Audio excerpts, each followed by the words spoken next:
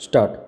વિધાનસભા ગૃહ જ્યારે પ્રણાલીથી બંધાયેલું હોય ત્યારે દુઃખ સાથે મારે કહેવું પડે કે ભૂતકાળની અંદર અધ્યક્ષશ્રીની જ્યારે ચૂંટણી થાય છે ત્યારે વિપક્ષને અચૂક પૂછવામાં આવે છે અને વિપક્ષ અચૂક સત્તાપક્ષને સમર્થન કરતો આવ્યો છે.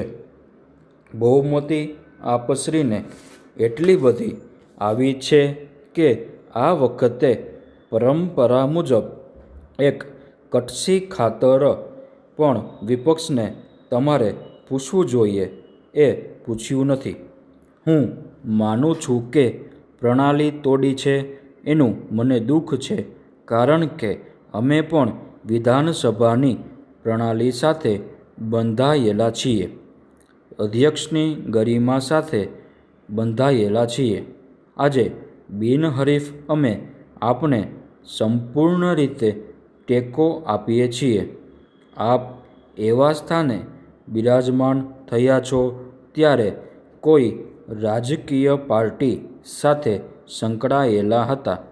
આપે રાજીનામું આપ્યું અને આપ બિનરાજકીય પાર્ટી તરીકે આજે મહાત્મા ગાંધીની છબીની નીચે જ્યારે બિરાજમાન થયા છો ત્યારે સામે મોટાભાઈ છે, આ બાજુ નાનાભાઈ છે.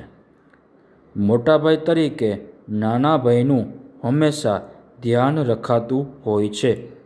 અમે એવી ચોક્કસ અપેક્ષા રાખીશું કે અમારી વાત પ્રજાલક્ષી વાત હશે.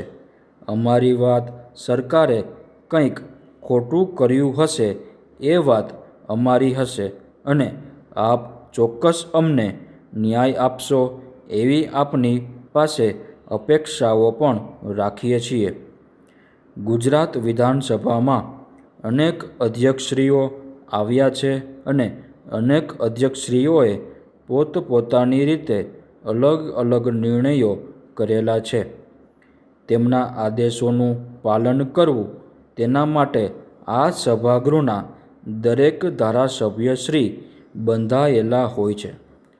ભૂતકાળના અધ્યક્ષશ્રીએ લીધેલા નિર્ણયો કે જે નિર્ણયોને નવા ચૂંટાયેલા પ્રતિનિધિ હોય કે જૂના ચૂંટાયેલા પ્રતિનિધિ હોય તે આ નિર્ણયોને ટાંકીને વિધાનસભાગૃહની અંદર તેમની વાત મૂકતા હોય છે. આ વાત રજૂ કરતા અગાઉના પૂર્વ અધ્યક્ષશ્રીએ આ નિર્ણય લીધો હતો અને તે નિર્ણયને આધીન આ કાર્યવાહી થવી જોઈએ તેવી ચોક્કસ વાત સભાગૃહમાં થતી હોય છે અને સભાગૃહમાં થશે.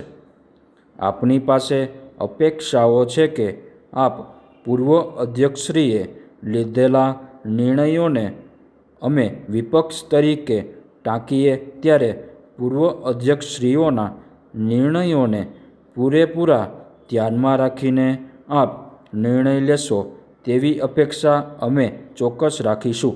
પેરેગ્રાફ. માનનીય અધ્યક્ષશ્રી, આપ ખૂબ જ ગરીબ પરિવારમાંથી આવો છો. આપની સાથે એક ધારાસભ્ય તરીકે અને આપ મંત્રી હતા ત્યારે પણ આપણી સાથે કામ કર્યું છે. ઓવર.